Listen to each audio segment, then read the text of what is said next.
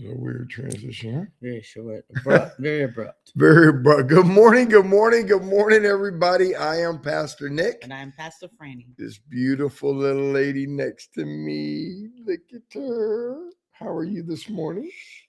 I'm good. How about you? I'm good. Anyway, how's our wee Wednesday morning family doing this morning? We hope all is well. Today is Wednesday. As you guys know, that means it's church day. I'm excited about church tonight. So, man. I'm very excited about, continuing on as we just continue into the new year and with the new message about the Go Gospel, and especially tonight talking about a very dear subject about, are we doing things out of, duty, kind of like versus loving God? Desire. Yeah, desiring to truly do what we do. A real desire, or is it just something you get up and do every day because it's a religious act or something you've done your whole life? So I just do it. There goes my TV's acting really weird today. I don't know what that is. There we go. It keeps doing that. I got to figure that out. But we are here today on Wee Wednesday. Welcome, welcome, welcome, everybody. Today, what we want to talk about, we're going to do a marriage retreat this year. For the church, anybody actually who wants to be part of it, but it's going to be about a year and 3 months. It's going to be about 8 to 12 courses. But really the core of what this marriage seminar is going to deal with is what we call, Fran and I, marriage drift. Marriage drift. This is a word that God had given me, I think during the holiday when I was studying for the marriage course. Marriage drift. So when we look at today's subject that we're talking about, why marriage and family are so hard or can be so hard, not that they're so hard, but they can at times, it can almost feel like a job, right? Yeah. It can be very, very difficult, right? So if we're honest with each other, marriage and family shouldn't feel as hard as they often do. It just, I mean, I don't think anybody got into marriage thinking it was going to be another job, right? And people don't get married planning to drift apart. That's for sure. I don't think that's our idea. Parents don't have kids and raise kids hoping for distance to be built, tension to be built, or constant conflict to be when you're talking to your kid, when you're interacting with your child, especially when they get grown. Yet we see this many times in homes. Many homes live in a state of quiet frustration. Many homes live in a state of emotional exhaustion. Many homes live in a state of what we call, and what we're going to really center on today, misalignment. I think this morning I want to talk about what really makes marriage and family hard at times, right? And we're not talking about just the surface issue, right? We could look at money, we could look at kids' schedules, we could look at all the cares of the world. The Bible talks about all the things that are going on. But the root issue that quietly undermines most families, I believe, is misalignment. And that's what causes this drift. Do you agree with that? Totally. Absolutely. I think it's more too of a spiritual thing than, like you said, the money, the schedules, and all the busyness of life. Right. It's getting on the same path. Agreement. Right. How could two walk together unless they agree? I mean, you got agreement, you have peace, you have love, and you have joy in that place. Yeah. So, I mean, agreement is huge, right? That word in itself deals with the core word here, alignment, right? But, as we look at the homes, I think the number one issue that causes disagreement or not having agreement, I don't even want to say disagreement. I think that's I think disagreement's easy to spot. When two people don't agree. But misalignment is like a hidden disagreement almost, right? In other words, you're not in agreement, but you don't know it, right? So I think what causes this is unspoken and unmet expectations, right? I think that's really where it gets that. Our spouse, we expect our spouse to to just know. Especially Fran and I have been in this 41 years. Mm-hmm. So I literally get ticked at her when she don't just know. I mean, when she doesn't just know a thing, I get upset. What do you mean?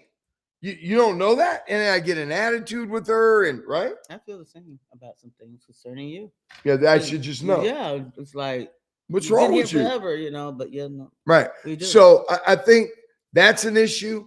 Our kids, we want them to understand things and know things and be able to do things, and we never taught them. You know, I asked my wife. Well, that's personal. I don't want to use that. But the question I asked you this morning about the bed, I'm like, wow, that's pretty cool. I don't want to share that this morning, but untaught, you know, things that we don't teach our children that we expect them to do. You expect your kids to get up and make the bed, and you never taught them how to make a bed. You never worked with them for 30 days to get up every morning with them for 30 days and make the bed. Oh, you don't even make your bed. Or you don't even make your, wow, there's a good one. So, yeah, so we want to, I guess, preach at them. It's like almost to them. It's really critical parenting because you're always telling them something they're not doing when we really didn't teach them. Right. And then hold them responsible. And then lastly, and especially with the men, we expect our families to operate on assumptions, not clarity. I mean, we're not even clear about what we want, what we expect. And when expectations aren't communicated clearly, disappointment creeps in. I think another word for drift too is creeps in, right? When disappointments aren't addressed, resentment forms, right? We're disappointed. You know, he opens Pastor Deborah's door all the time. And we go out to eat, and you know in your heart, I never open your door. And that bothers you. Of course. But you don't tell me. So what happens? Resentment creeps in. And resentment left unchecked hardens the heart. So true. It don't happen all in one thing, right? So most conflicts that come up isn't about what happened.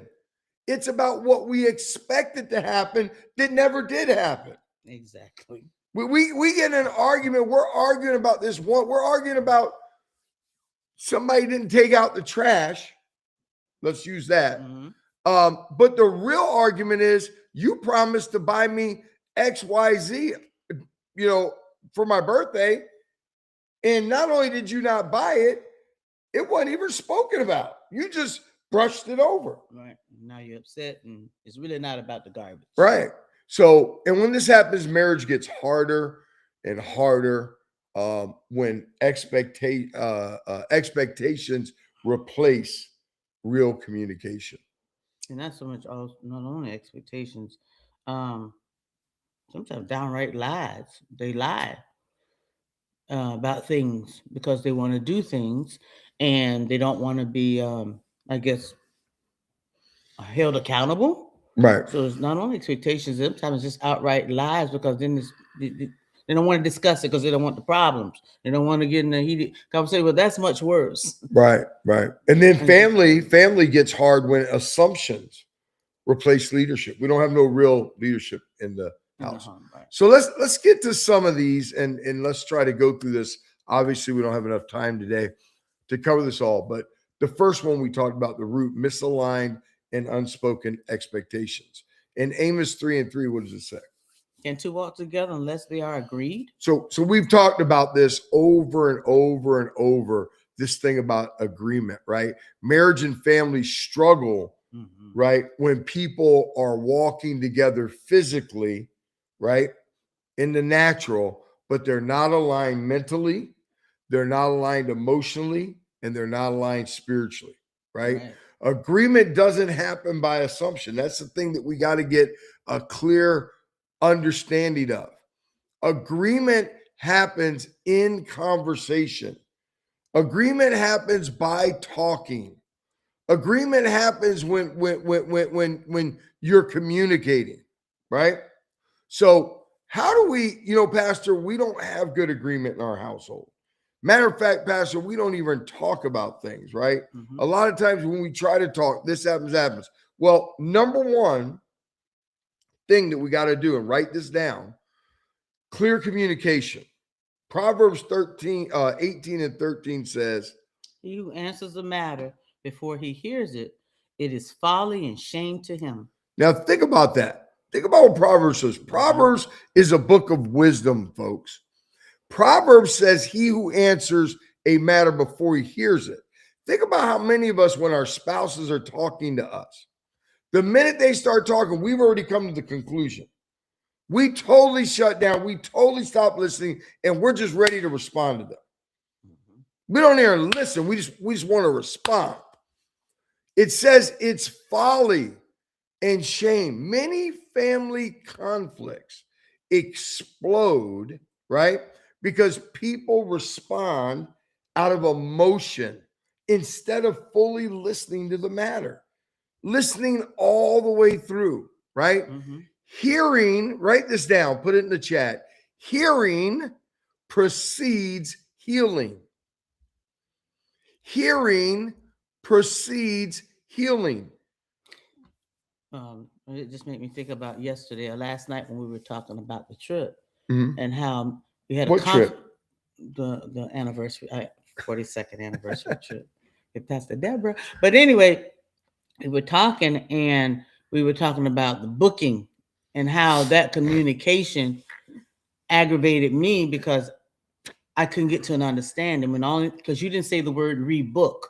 It's just communication. I think it's something we really gonna have to take time to really go back, read the book again. Communication is something, and you really, and you know what I'm starting to start to see. Sometimes it's processing issues. Everybody don't think alike, Right, don't have a don't understand. right, So sometimes we think people are just filibustering around or want to cause a problem or don't want to do it, but when they really just don't understand what you're saying. right. So communication is something we're always going to have to be going back to, reading books on, practicing, thinking, being in the moment. Must be present to win. You can't have your mind in 90 different places, which is one of the problems. And then when someone comes and try, or you or your husband or wife trying to talk to you, and you're just in 90 different places. Right, right. Did it again? Yeah, Snoopy's back on. I don't know why my TV keeps doing that. James 1 and 19 says this, which validates what Pastor Franny is saying here. It says, so then, my brethren, let every man be swift to hear, slow to speak, and slow to wrath. What she's saying is, what Pastor Franny said in that mouthful there that she spoke was we need to slow down. We need to listen. We need to understand, are we communicating right? Right. So we need to understand that God's communication order for family is to listen. God wants us to listen. We just read that, right? Mhm.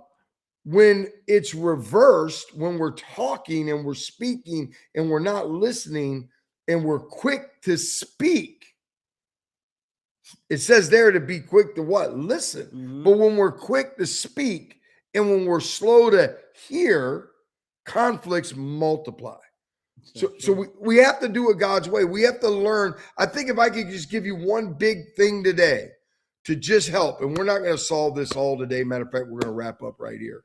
We just don't have enough time to go through this all. We'll pick up on it on next Wednesday and give you guys some more. But I think the big takeaway for today needs to be we need to be slow to speak in all occasions. We need to learn to be better listeners. Write that in the chat. Be a better listener. And we need to be a better listener in all things. We need to be a better listener with our children. Yeah. We need to be a better listener with our spouses. We need to be better listeners at work.